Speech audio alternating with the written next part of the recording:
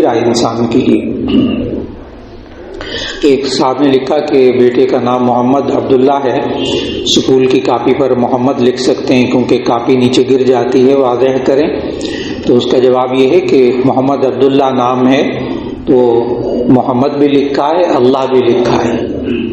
نبی صلی اللہ علیہ وسلم ان دونوں ناموں کا خود ادب کرتے تھے.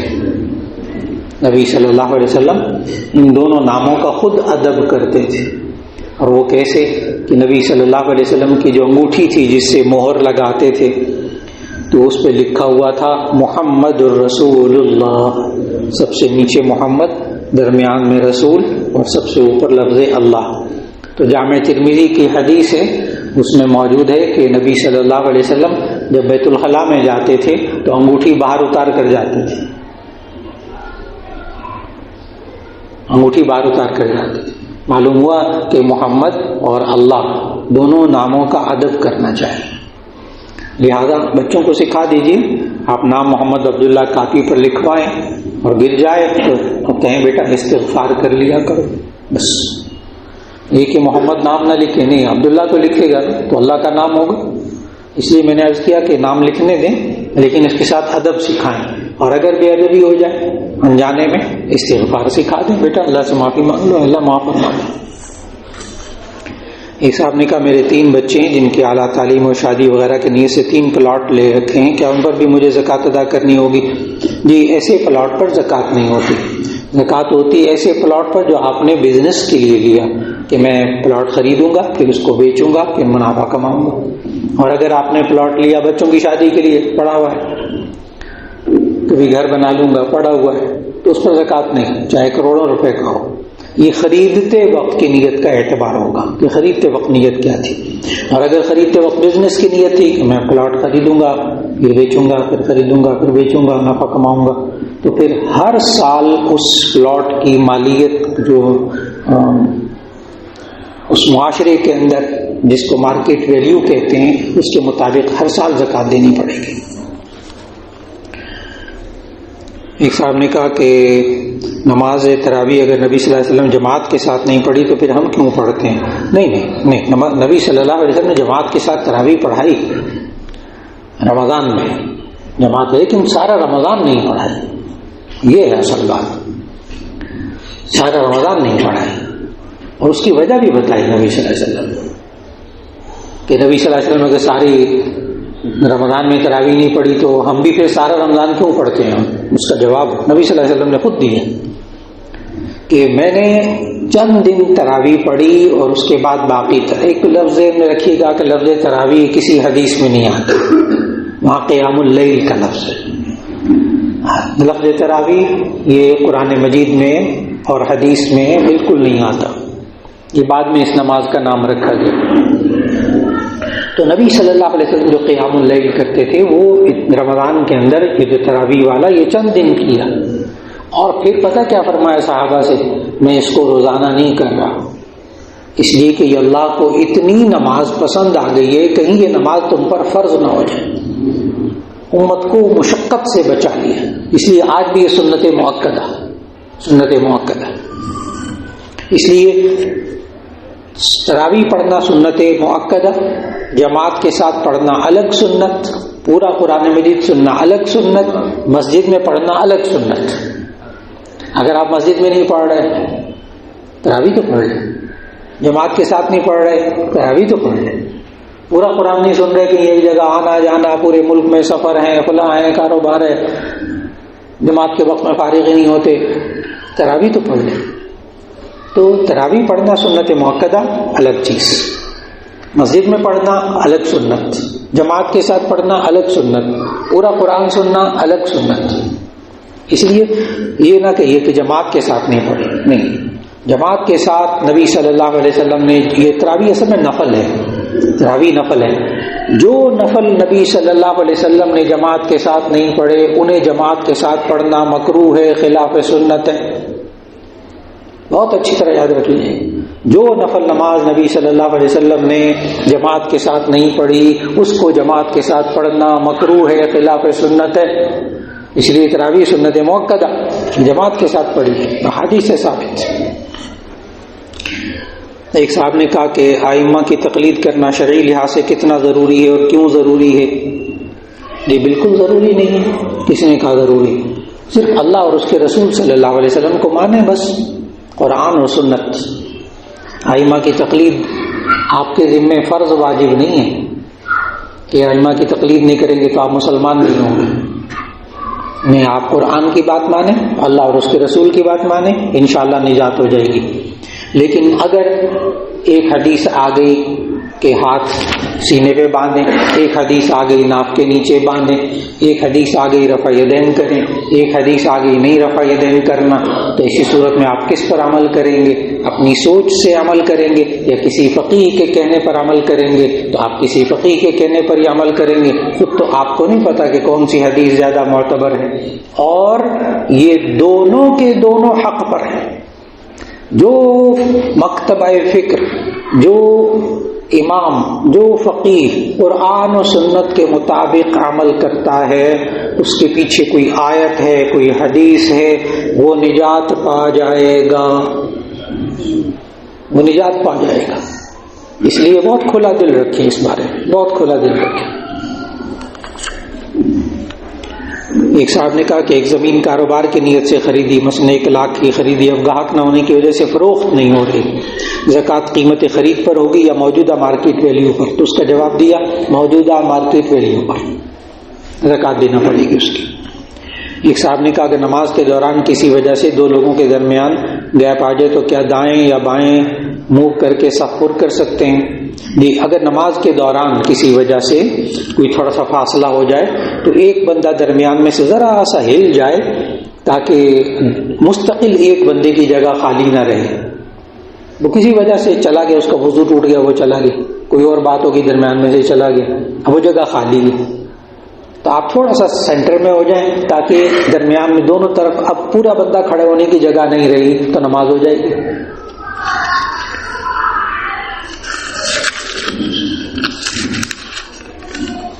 ایک صاحب نے کہا چند دن پہلے ہم نے سونا خریدا اور ابھی ہم نے اس سال زکوٰۃ ادا نہیں کی، اس سال یہ خریدے ہوئے سونے کی زکوٰۃ ادا کی جائے گی یا اگلے سال؟ جی، اس کا جواب بہت اچھی طرح سوال آپ نے سمجھا کہ انہوں نے رمضان سے یکم رمضان کو زکوٰۃ دیتے تھے تو رمضان سے 1 ہفتے پہلے بیوی کے لیے سونے کا سیٹ خرید لیا، ابھی 1 ہفتہ ہوا. ویسے ہر سال یکم رمضان کو زکوٰۃ کاٹتے تھے، زکوٰۃ دیتے تھے. اور یہ بندہ جب سونے کا سیٹ خریدا اس سے پہلے صاحب نصاب چلا آ رہا تھا، اس سے پہلے یہ صاحب نصاب چلا آ رہا تھا. رمضان سے 1 ہفتہ پہلے سونے کا نیا سیٹ بیوی کو خرید کر دیا. بیوی پر پہلے بھی زکوٰۃ فرض ہوتی تھی، رمضان سے 1 ہفتہ پہلے یہ سیٹ خریدا ہے، اس کی زکوٰۃ بھی اس یکم رمضان کو دینی پڑے گی کیونکہ یہ پہلے سے صاحب نصاب چلا آ رہا ہے. اس کو پتہ ہے عربی حدیث میں کیا کہتے ہیں؟ اس کو حدیث میں کہتے ہیں مال مستفاد، اس کو کہتے ہیں مال مستفاد.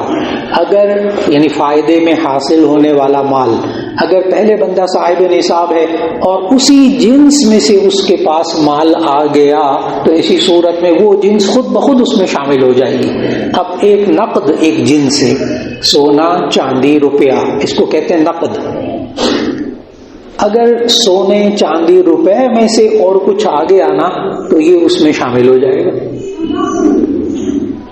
لیکن اگر مثال کے طور پر اس پر سونا چاندی کی وجہ سے، روپے پیسے کی وجہ سے زکوٰۃ ہوتی تھی، لیکن اس نے اونٹ لے لیے بہت سارے، اس نے بکریاں لے لی بہت ساری رمضان سے 1 ہفتہ پہلے، تو ابھی اس پر زکوٰۃ فرض نہیں ہوگی. اس پر یہ الگ نصاب ہے، بھیڑ بکریوں کا الگ نصاب ہے، اونٹوں کا الگ نصاب ہے، وہ شامل نہیں ہوگا. لیکن سونا چاندی روپیہ اگر نقد میں سے اضافہ ہوتا ہے نا، وہ بھی اس میں اس کو شامل کر کے زکوٰۃ دینی پڑے گی، چاہے 1 دن پہلے لے لے، وہ زکوٰۃ اس پر فرض ہو گئی. اس لیے بیوی پر اگر زکوٰۃ پہلے فرض نہیں تھی، آپ شوہر ہونے کی حیثیت سے زکوٰۃ ادا کرتے ہیں، آپ کا حساب الگ ہوگا، بیوی کا حساب الگ ہوگا. یہ بات بہت ذہن نشین کرنی چاہیے. بیوی اور آپ کا زیور مشترکہ نہیں ہوتا، الگ الگ. بیوی کا الگ حساب ہے، آپ کا الگ حساب ہے. بیوی پر پہلے 1 تولہ 2 تولے زیور تھا، اب آپ نے 2 تولے زیور تھا، آپ نے جناب اس کو چند اور تولے کا زیور بنا دیا، ابھی 7 تولے نہیں ہوا، 7.5 تولے نہیں ہوا، ابھی اس پر زکوٰۃ فرض نہیں ہے۔ اگر اور نقد پیسے نہ ہوں اس کے پاس، چاندی کا زیور نہ ہو تو اس پر زکوٰۃ فرض نہیں ہوگی، 7 تولے تک نہیں ہوگی۔ اور جب پھر آگے کبھی آپ نے لے کر دیا اور 7.5 تولے لے کر دیا، جس دن اس کے پاس 7.5 تولے سونا آیا اس دن سے اب سال شروع ہوا، اب 1 سال کے بعد اس پر زکوٰۃ فرض ہوگی۔ بہت واضح ہے، جب بندہ صاحب نصاب ہو جائے پھر اس پر سال گزرے تو زکوٰۃ فرض ہوگی۔ اب سونا جو ہے وہ اس وقت تقریباً 1,95,000 پہ جا رہا ہے، 2 لاکھ روپے سمجھیں، 2 لاکھ روپے تولہ، تو 7.5 تولے سونا، 7 تولے بھی ہو تو 14 لاکھ ہو گئے۔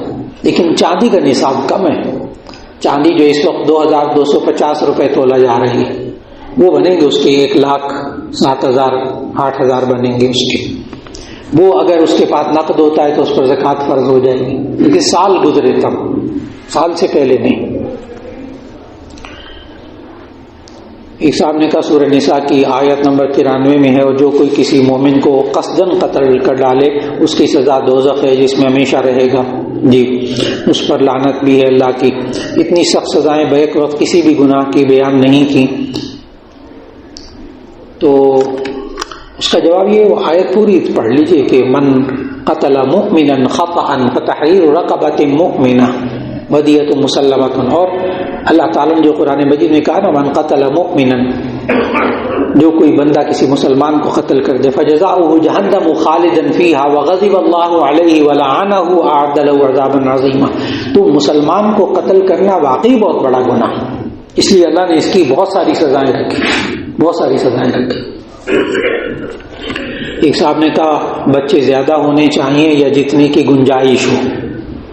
دیکھ، اس کا جواب یہ ہے کہ یہ جو گنجائش ہے نا اس کو سمجھنا ہے، یہ کیا صاحب کہنا چاہتے ہیں کہ بھئی جتنی تنخواہ ہے، جتنی آمدن ہے، اسی کے حساب سے بچے پیدا کرو نا، کیونکہ اس نے کھلانا ہے نا ان کو، کہاں سے کھلائے گا پھر؟ اس لیے کہ کھلانا اس کے ذمے ہے نا، رزق اس بندے کے ذمے ہے، اللہ کے ذمے تھوڑی ہے۔ اس کو 12ویں پارے کی پہلی آیت اس کے ذہن میں نہیں ہے، 12ویں پارے کی پہلی آیت، وما من دابۃ فی الارض الا علی اللہ رزقها، جو زمین پر جاندار ہے نا اس کا رزق اللہ کے ذمے ہے۔ یہ بندے کی بڑی غلط فہمی ہے، یہ بندے کی بڑی غلط فہمی ہے، بچے ہو گئے کھلاؤں گا کہاں سے؟ اللہ کے بندے، آپ کے ذمے کھلانا نہیں ہے، آپ کے ذمے بچے پیدا کرنا اور پھر ان کے بعد ان کی اچھی تربیت کرنا، یہ آپ کے ذمے ہے۔ کھانا دینا یہ اللہ کے ذمے ہے، آپ کے ذمے نہیں ہے۔ آپ کے ذمے کوشش کرنا ہے، کمانا ہے۔ اس لیے بچے صحت کے ساتھ، عافیت کے ساتھ جتنے ہوں کم ہے۔ رہی خاندانی منصوبہ بندی، تو اس کا جواب اچھی طرح یاد رکھ لیجیے گا کہ جن ملکوں نے یہ ایجاد کی خاندانی منصوبہ بندی، بچے 2 ہی ہونے چاہیے، ہونے ہی نہیں چاہیے، 1 ہی کافی ہے، 2 کافی ہے۔ آج ان ممالک نے بچوں کی پیدائش پر بونس رکھے ہوئے ہیں کہ تم بچے پیدا کرو تو ہم بونس دیں گے تمہیں اتنا۔ اس وقت ناروے میں کوئی بندہ بچہ پیدا کرے، بچہ پیدا کرنے والا تو اللہ ہے، مطلب میاں بیوی کے ہاں بچہ ہو جائے، تو جس شخص کے ہاں بچہ ہوگا اس کو 75,000 کراؤن ملے گا، میٹرک تک تعلیم مفت، میٹرک تک تعلیم مفت، اتنے سال تک اس کو فلاں روزگار الاؤنس ملتا رہے گا، اور 75,000 کراؤن بچہ پیدا کرو۔ وہ کہتے نہیں، کون مصیبت پالے ایسے کام کا، چھوڑو، پر بغیر نکاح کے ساتھ رہیں گے، بچے نہیں پیدا کرنے، نکاح کی مصیبت بھی نہیں پالنی۔ ہاں، یہ نکاح بھی مصیبت ہے نا، تو نکاح مصیبت نہیں ہے، اصل میں جو بعد کے حالات ہیں وہ مصیبت ہیں، کہ اگر اس نے طلاق دے دی نا تو پھر ایسی صورت کے اندر جب تک وہ دوسری شادی نہیں کرے گی نا لڑکی، تو اس کو سارے مہینے کا خرچہ اس کو دینا پڑے گا۔ ہاں، اس وجہ سے نکاح سے بچتے ہیں، وہاں نکاح کے بغیر رہو، بچے بھی پیدا نہیں کرتے، اور بچے ہو بھی جائیں تو خیر ہے، 1 آدھ ہو جائے تو خیر ہے، اور اس کے ساتھ بھی ماں کا نام لکھا جائے گا، باپ کا نام لکھا ہی نہیں جائے گا۔ اس وقت یورپی پارلیمنٹ کی 75% ممبران اپنے نام کے آگے اپنی ماں کا نام لکھتے ہیں، ناراض نہیں ہونا کسی نے۔ 75% لوگ اپنی ماں کا نام لکھتے ہیں، باپ کا نام نہیں لکھ سکتے، معلوم نہیں ہے، معلوم نہیں۔ اور انگلینڈ کی صورتحال مختلف ہے، انگلینڈ کی صورتحال بالکل مختلف ہے اس وقت وہاں 45% پارلیمنٹیرین مسلمان ہیں، 45% پارلیمنٹ یعنی MN MP جو ہیں وہ مسلمان ہیں۔ وہاں یہ کیفیت نہیں ہے، وہاں یہ کیفیت نہیں۔ اور ایک اور بات عرض کرتا چلوں کہ اصل میں یہ اللہ کا نظام ہے۔ اللہ نے قرآن مجید میں کہا، اس سوال کا جواب بچے زیادہ ہونے چاہیے، جتنی گنجائش ہو اتنے ہونے چاہیے، تو اس کا جواب اللہ نے قرآن میں کہا لا تقتلوا اولادکم خشیۃ املاق نحن نرزقکم وإیاکم۔ لا تقتلوا اولادکم خشیۃ املاق، اپنے اولاد کو تنگ دستی کے خوف سے قتل نہ کرو۔ نحن نرزقکم وإیاہم، ہم تمہیں رزق دیتے ہیں ان کو بھی رزق دیں گے۔ ہمارے اندر، ہمارے معاشرے میں بہت بڑی بیماری یہ ہے کہ جو کام اللہ نے اپنے ذمے لیے ہیں ہم بڑے پریشان ہیں اللہ کیسے کرے گا۔ جو کام اللہ نے اپنے ذمے لیے ہیں ہم بہت فکر، بہت پریشان اللہ کیسے کرے گا، اور جو اللہ نے ہمیں کام کرنے کو کہیں ہم بالکل بے فکر ہیں۔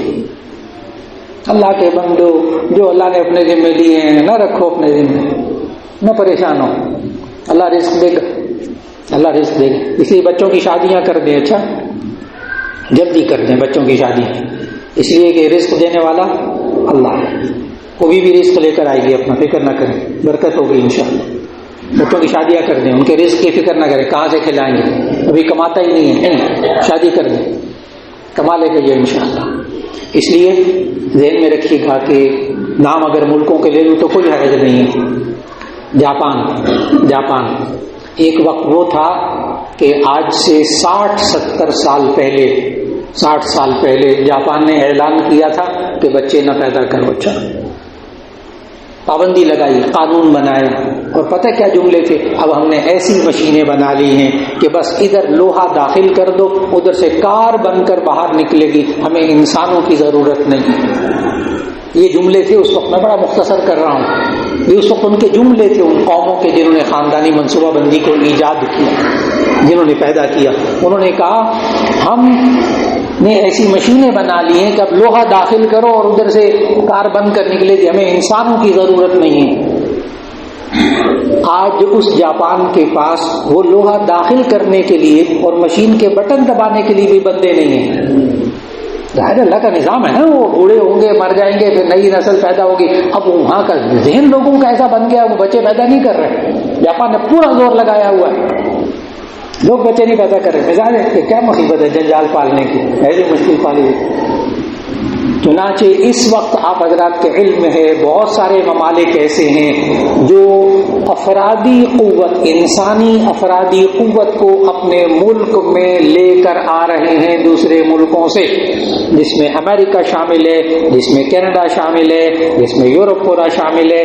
باہر کے بندے لے کر آؤ، ڈاکٹر بھی لے کر آؤ، انجینئر بھی لے کر آؤ، فلاں بھی لے کر آؤ، باہر کے لے کر آؤ، ہمارے پاس نہیں ہے کچھ۔ وہاں علاج کرنے والے، مشینیں چلانے کے بھی بندے نہیں ہیں، ان کو آپ کے بندے، آپ کے ملک کے بندوں کی ضرورت ہے ان کو۔ اور آخری بات اس بارے میں نا، اللہ کے نظام میں آسٹریلیا ایک زرعی ملک ہے۔ اللہ کے نظام کو سمجھانے کے لیے ایک مثال دینے لگا ہوں، تاریخی حقیقت ہے یہ۔ آسٹریلیا ایک زرعی ملک ہے، تو وہاں جو بڑے بڑے چوہے ہوتے ہیں نا، بڑے چوہے وہ بہت زیادہ ہو گئے تھے، تو انہوں نے کہا یہ بڑے بڑے چوہے فصلوں میں ہوتے ہیں، فصلیں تباہ کرتے ہیں، اور ان کو ختم کرو دوائیاں دے دے کر۔ آسٹریلیا نے آج سے 50 سال پہلے، 55 سال پہلے دوائیاں استعمال کر کے وہ بڑے بڑے چوہوں کو مار دیے۔ یہ سوراخ کرتے ہیں کھیتوں کے اندر اور زمین میں سے مٹی نکال کر باہر نکالتے ہیں، سارا اتنے وہ نقصان پہنچاتے ہیں فصلوں کو، ان کو مارو۔ چنانچہ پورے ملک میں سرکاری سطح پر چوہوں کو، بڑے بڑے والے چوہے ختم کر دی۔ وہ جناب اتنی شاندار فصل ہوئی، 10 12 8 10 سال شاندار فصل ہوئی، چوہے ختم ہو گئے نا۔ پھر اس کے بعد آسٹریلیا میں زمینیں بانجھ ہونی شروع ہو گئی، زمینوں سے پیداوار کم ہونی شروع ہو گئی. پھر ریسرچ ہوئی، پتہ چلا کہ یہ جو انسان ہل چلاتا ہے نا، ہل چلاتا ہے وہ صرف چند فٹ تک زمین کو کھود سکتا ہے اپنی مشینوں سے، زیادہ نہیں. اور یہ جو گھس چوہے ہوتے تھے نا وہ بڑے والے، وہ تو کئی میٹر تک نیچے سوراخ بناتے تھے، نیچے تک وہ معدنیات جاتے تھے، پانی جاتا تھا نیچے زمین کے اندر، فصلوں کے اندر کھاد بنتی تھی، فلاں ہوتا تھا. ہم نے چوہے کیوں ختم کر دیے؟ پھر اسی آسٹریلیا نے باہر سے چوہے منگوا کر پھر دوبارہ چھوڑے تاکہ ہماری فصلیں اچھی ہوں. اللہ کے نظام میں خلل نہ ڈالیں، اللہ کے نظام میں خلل نہ ڈالیں. بچے پیدا کیجیے، بچے پیدا کیجیے، رزق دینے والا اللہ. آپ نے کیا کرنا ہے؟ ان کی تربیت. آپ نے کرنا ان کی تربیت، بس آپ کے ذمہ یہ ہے. انشاءاللہ اللہ رزق دے گا. اور جسے آپریشن ہوتا ہے جی بس وہ اب سارے عذر آ گئے.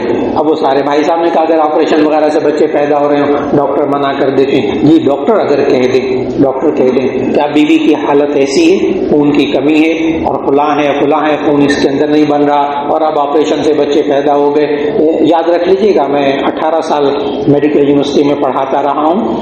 آپریشن سے بچے پیدا کرنے ہوں تو مخصوص وقفہ 1.5-2 سال کا وقفہ دے کر ایک عورت 6 بچے بڑی آسانی سے پیدا کر سکتی ہے، ڈاکٹر کہتے ہیں. 4 بھی دیتے 4 جی وہ ہمت ہے جتنی ڈاکٹر منع کر دے، ڈاکٹر ہو سمجھدار ہو منع کر دے تو ایسی صورت میں پھر رک جانا چاہیے. پھر اس کے بعد اب ڈاکٹر کے کہنے پر عمل کرنا ہے. صاحب نے کہا جب کوئی بندہ وفات پا جائے، اس کے مرنے کے بعد اس کے بندے کو اپنے گھر کے حالات کے بارے میں خبر ہوتی ہے کہ گھر میں کیا ہو رہا ہے. جی اب یہ بندہ نا پھر فکر مند ہو گیا، جو اللہ کے کام کرنے گیا نا اس کے بارے میں بہت فکر مند ہو گیا.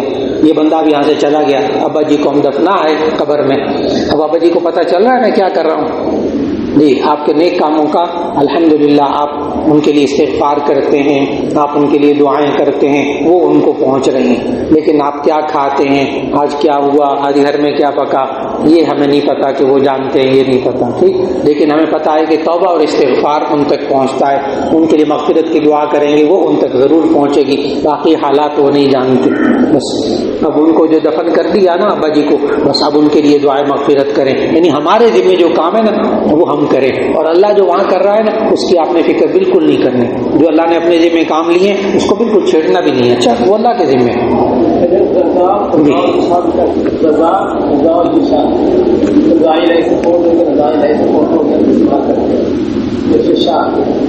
اچھا جی ایک سوال یہ کیا ڈاکٹر صاحب نے کہ یہ قضا، رضا اور یشا میں کیا فرق ہے.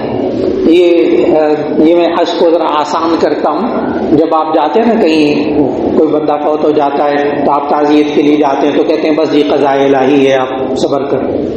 ایک یہ جملہ قضاء الہی ہے آپ صبر کریں.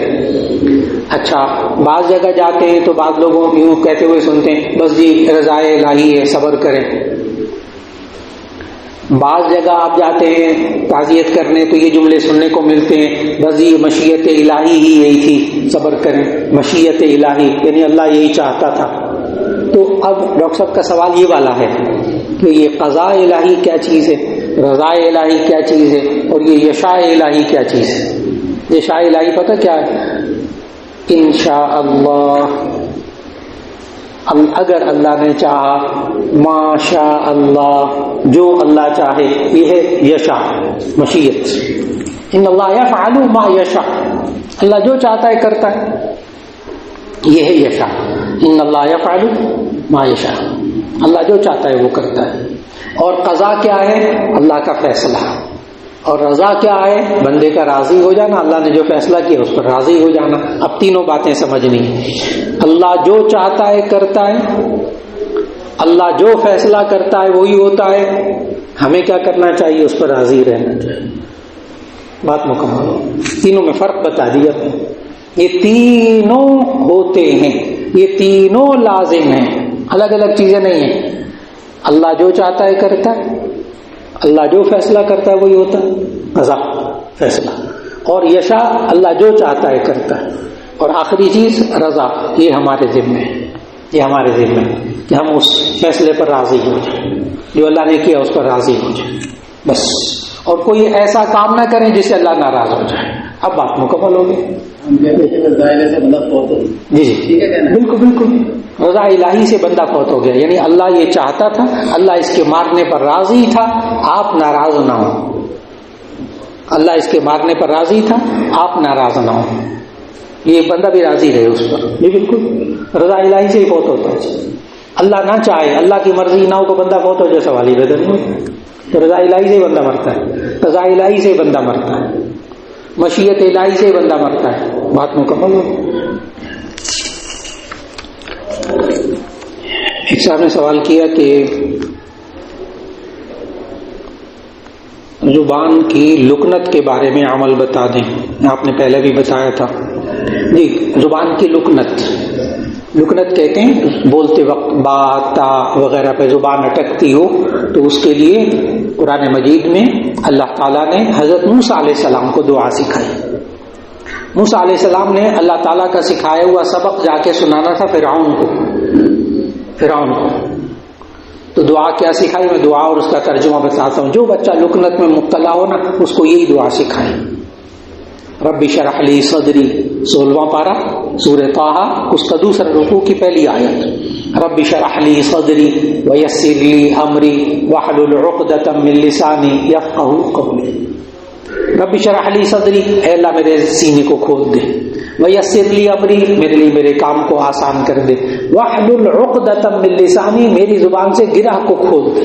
یہ ہے لکنت، میری زبان سے گرہ کو کھول دے. یفقہوا قولی، تاکہ وہ میری بات سمجھ جائے. لکنت ہوگی تو اگلے کو بات سمجھ میں نہیں آئے گی. تو یہ دعا